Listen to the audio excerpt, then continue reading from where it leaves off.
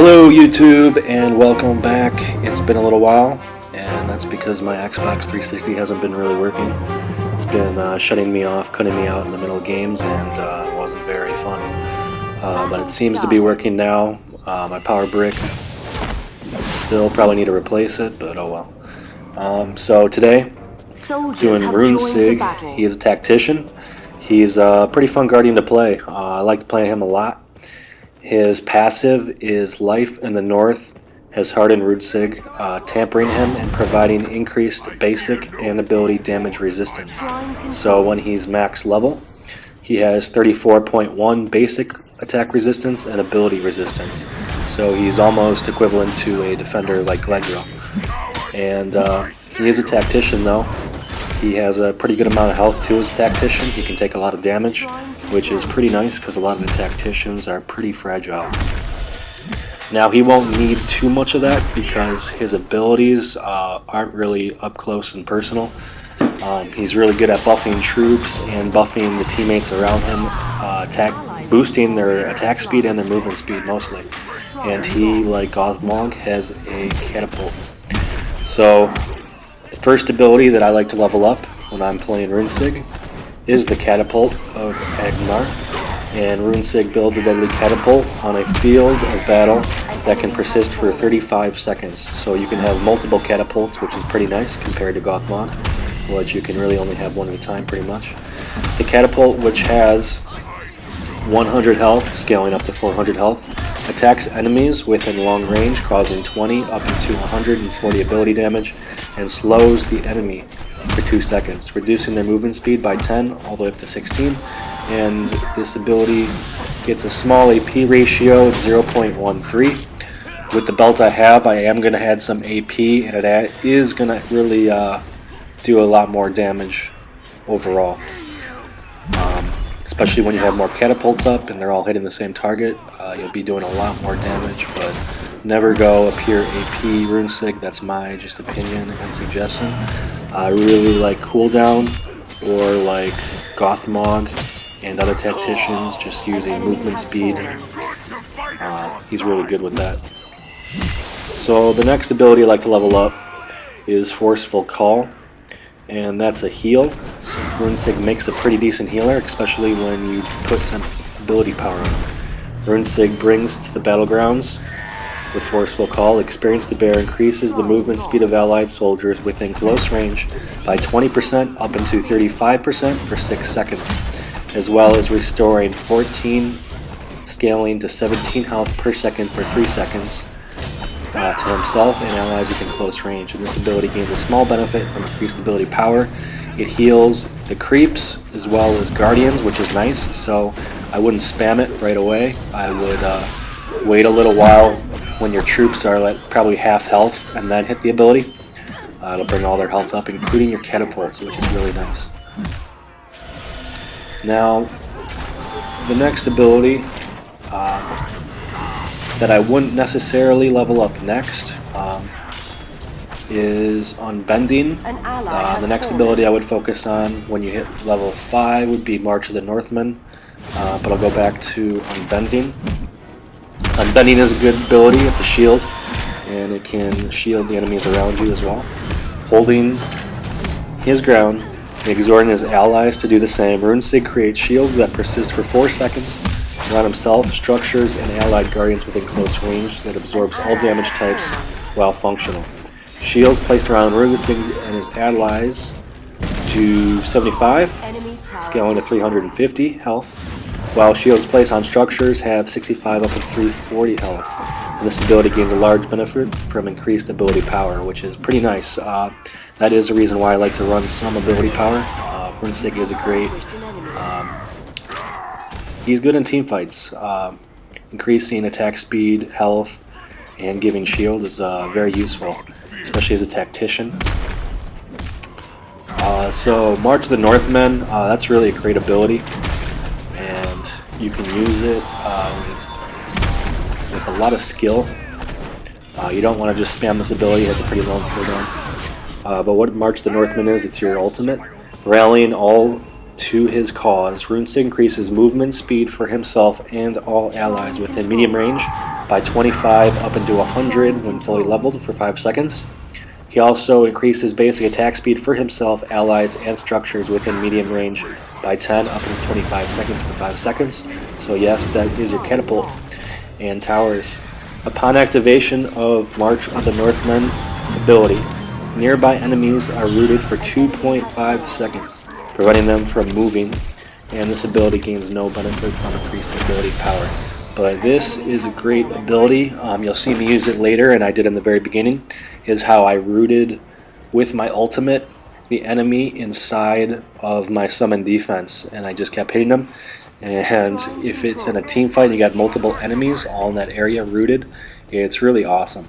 And it increases the movement speed of your allies, so if they're low health by that time, you have enough movement speed to catch up and just finish them off very easily.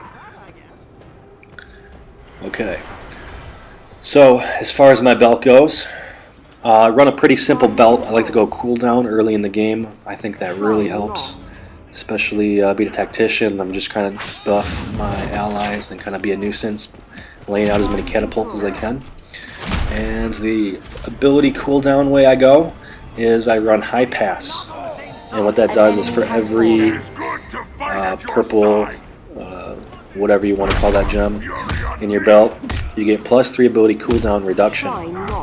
And the most purple gems you want to have in your belt when you're running that is 3, and the belt, or the relic itself is 2, so I really only want to use one more relic that has 1 slot, because with 3 purple gems, it's going to give you 24%, and 25 is the cap, so just losing 1% is no big deal, and you get it right away early game, which is really nice. You don't have to kill creeps for it, you just have it once you have that activated.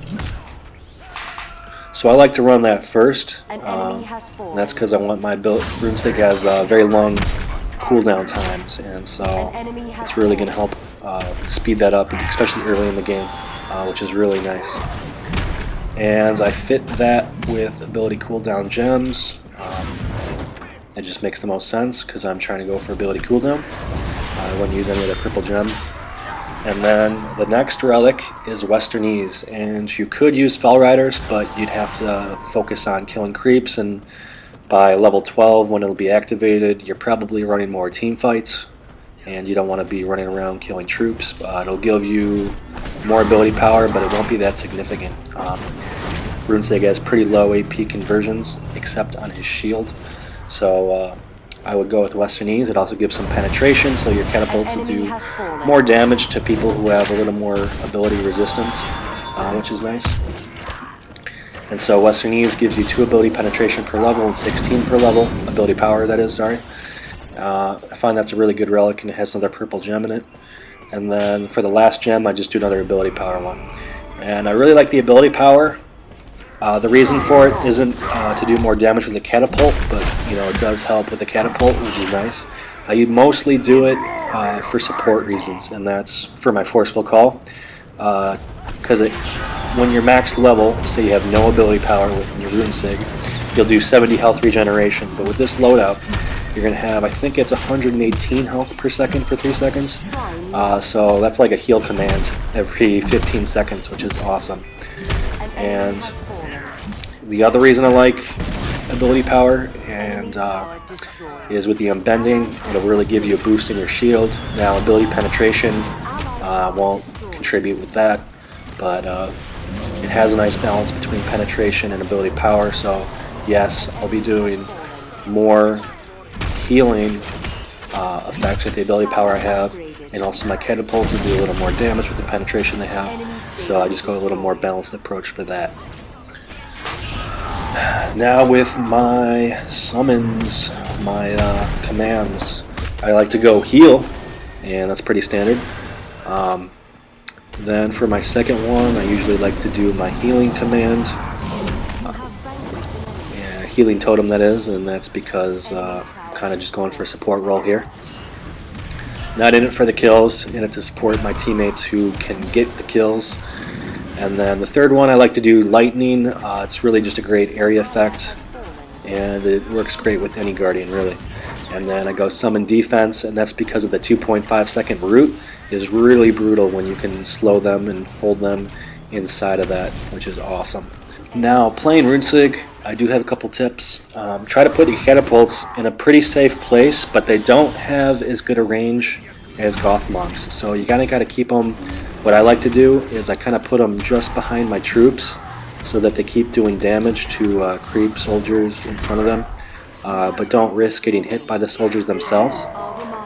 Now, what I also recommend is with your healing ability, wait until your troops are about half health, maybe a little more. Early game, you can wait till it's a little lower health later game when you're doing more health with your ability power. But I'd really focus on that, otherwise you're really wasting it. What's really annoying about Runsig is when you start hitting the creeps around him and then his catapults, and then all of a sudden he uses his heal, and bam, all of his creeps and catapults are back at full health. It's pretty demoralizing, I guess you could say. Also, I really recommend using your ultimate at the right time. I kind of just went over what the ability did, but like I said earlier, one of the tactics I like to do is when I have a summon defense and I'm ready to use it, and I have my ultimate, I try to get the enemies, as many as I can, right in the circle. Then once the timing is right, use your tier 4 summon, your summon defense, and it has a root itself for about a second.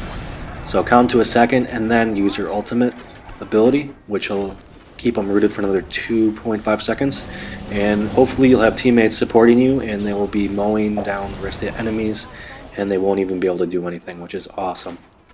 My other tip is to use that ability the same way defensively. When somebody's pushing your tower and you're level 5 and you can do that route, make sure you wait till they're a little bit lower health if they're aggressive, and then hit the route once the tower starts hitting them, and you'll find that your tower will do a ton of damage and you'll probably most likely get the kill. Now, Runsig is a very great guardian. He works good in a lot of combinations. I could go over combinations, but really he's just an all-around good character with about anybody. And he is good against towers, but he is very good at buffing and healing your allies. He's a really solid support character. I'd call him like a secondary healer. He's a really good choice for any team composition that can benefit from an off-tank, off-healer, any type of support role. Thanks for watching, guys. No, I haven't posted any videos in a while, but I will have a few more up soon. And tell me what you think. How do you like to play Runsig? Thanks.